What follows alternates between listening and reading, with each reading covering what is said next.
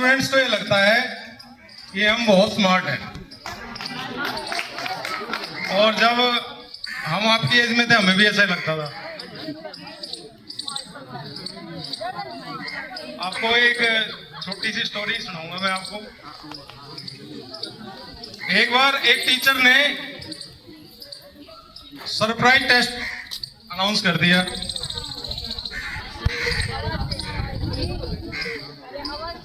एक दिन पहले बताया, अगले दिन 3-4 स्मार्ट स्टूडेंट हर क्लास में होते हैं, वो 3-4 स्टूडेंट अगले दिन गए, टेस्ट में 1 घंटा लेट गए, और 1 घंटा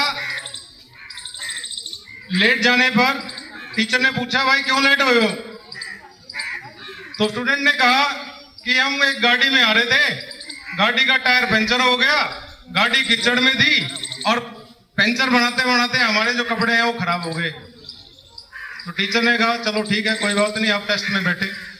बोले सर 1 घंटा हम वैसे भी लेट हो गए हैं, आप हमारे को 1 वीक का टाइम दीजिए और हम अब की बार बहुत अच्छी तैयारी करके आएंगे। तो टीचर थोड़े दयालु तो होते ही हैं, तो टीचर ने अलाउ कर दिया, ठीक है आप 1 सप्ताह बाद अच्छे से तैयारी करके आना और हम आपका एग्जाम लेंगे। 1 सप्ताह निकल गया। 1 सप्ताह के बाद वो स्टूडेंट, चारों स्टूडेंट अच्छी तैयारी करके आए, सिर्फ उसी एग्जाम की, जो पीछे एग्जाम हुआ था ना, और सब्जेक्ट की तैयारी लेकर आए। लेकिन टीचर के दिमाग में तो कुछ और ही चल रहा था। टीचर ने चारों बच्चों को 4 अलग अलग कमरों में बैठा दिया, और प्रत्येक क्वेश्चन पेपर में 2 ही क्वेश्चन थे। पहला क्वेश्चन था आपका नाम क्या है, और दूसरा क्वेश्चन था कि गाड़ी का कौन सा टायर पंचर हुआ है। अब सारी इंटेलिजेंसी खत्म हो गई वहीं पर ही। अब सभी का अलग अलग आंसर, अब सभी जो स्टूडेंट थे वो चारों समझ गए। एग्जाम खत्म होने के बाद में टीचर के पास में गए, बोले सर हमारे से गलती हो गई, आज के बाद कभी झूठ नहीं बोलेंगे। तो सिर्फ इतना ही कहना चाह रहा था कि टीचर ने अगर आपकी किसी गलती को माफ कर दिया ना, तो इसको ये मत समझो कि आप इंटेलिजेंट हो। अगर टीचर ने आपकी किसी गलती को छोड़ दिया है तो ये उसकी उदारता है, क्योंकि इंटेलिजेंसी में भी, उम्र में भी और अनुभव में भी, तीनों जगह पर बच्चे टीचर का मुकाबला नहीं कर सकते। ठीक है, तो इसलिए अपने टीचर्स के लिए थोड़ा सा अमल रहा करो भाई। तो टीचर में है ना, 5 मिनट और लेंगे भाई आपकी। टीचर में 3 गुण होते हैं। एक तो दयालुता होती है लगभग सभी टीचर्स में, एक टीचर समझदार भी बहुत होते हैं, और टीचर दूरदर्शी भी बहुत होते हैं। कई बार ऐसा होता है कि आपने क्लास में कोई शरारत की, और शरारत की सजा, एक बच्चे ने शरारत की और उसकी सजा किसी दूसरे को भी मिल जाती है कई बार। लेकिन इसका मतलब ये नहीं है कि टीचर ने जो है ऑब्जर्वेशन नहीं की, कई बार ऐसा हो जाता है। एक बार एक आश्रम था, आश्रम में गुरुजी थे, गुरुजी के पास कुछ शिष्य थे, और उनमें से एक शिष्य काफी पुअर कंडीशन में था, और उस शिष्य की बहन की शादी थी। तो शादी से लगभग 1 महीना पहले वो भूमिका बनाने लग गया कि महाराज जी मेरी सिस्टर की शादी है।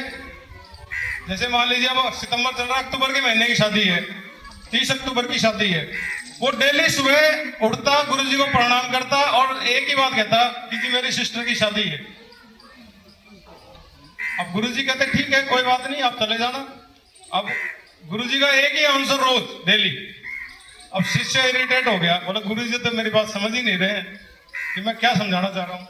बार बार कोशिश करता रहा। अंतिम तारीख आ गई, 30 तारीख, 30 अक्टूबर।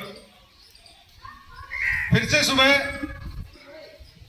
तैयार होके गया गुरुजी के पास, गुरुजी आज मेरी सिस्टर की शादी है।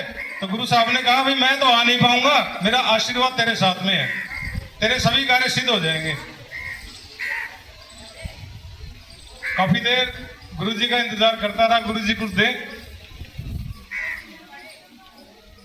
काफी इंतजार करने के बाद में उसने सोचा कि अब मुझे चला जाना चाहिए। जैसे ही वो चलने लगा तो गुरु साहब ने कहा कि मैं 2 शिष्य तेरे साथ भेज रहा हूं, वो तेरे सभी कार्य में तेरी मदद करेंगे। और उस शिष्य को गुरु साहब ने 5 अनार दिए।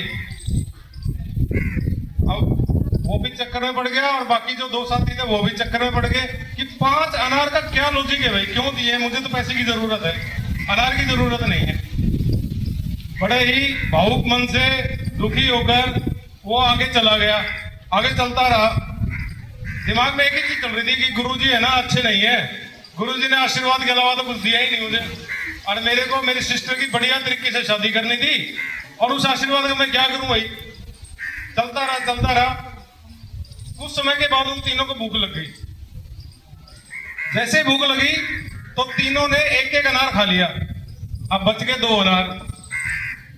चलते चलते एक राज्य ऐसा आया, उस राज्य की भूमि में अनार का पौधा लगता ही नहीं था और राजा की लड़की गंभीर रूप से बीमार, और वैद्य की शर्त यह है कि दवाई सिर्फ अनार में दी जाएगी, अनार के अलावा किसी भी चीज में दवाई दी ही नहीं जा सकती।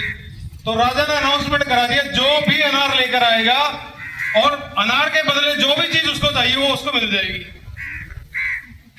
अब शिष्य को थोड़ा थोड़ा गुरुजी पे विश्वास होने लग गया। अनाउंसमेंट सुना जब, फिर राजा के पास गया तो राजा को कहा कि मेरे पास 2 अनार है, मैं आपको वो अनार दे सकता हूं, बदले में आप क्या देंगे। तो राजा ने कहा आप जो चाहे वो मुझसे ले सकते हैं, मैं पूरा राज्य भी दे सकता हूं 2 अनार के बदले। उस शिष्य ने कहा कि मेरी सिस्टर की शादी है आज और मुझे उसका बहुत अच्छे तरीके से उसको विदा करना है धन धान्य के साथ। मेरी बस एक ही अंतिम अभिलाषा है कि मेरी सिस्टर का जो शादी समारोह है उसका पूरा प्रबंध राजा करे राजशाही के साथ। तो राजा ने कहा ठीक है, तो बहुत छोटी सी बात है, हम कर देंगे। उस शिष्य ने वो दोनों अनार उस राजा को दे दिए और राजा ने बदले में पूरा जो शादी का जो अरेंजमेंट है वो कर दिया और बहुत बढ़िया तरीके से शादी हो गई। जब उसकी बहन की विदाई का समय आया तब उसको गुरुजी याद आ गए कि गुरुजी को मैं पूरे रास्ते कोसता रहा और पूरा महीना में गुरुजी को गाली देता रहा कि मेरी मदद नहीं की गुरुजी ने, सिर्फ आशीर्वाद दिया, मदद नहीं की, आशीर्वाद दिया। तो बेटा गुरुजी का तो आशीर्वाद ही बहुत है, समझ रहे हो ना, कि 2 अनार से उसकी पूरी जिंदगी बदल गई। तो अपने गुरुजनों का सम्मान कीजिए। सबसे प्रथम गुरु आपकी माता है, माता की कभी भी अवज्ञा मत कीजिए और अपने से बड़ों का सम्मान कीजिए। गलत काम के लिए कभी भी मत झुकिए। Thank you.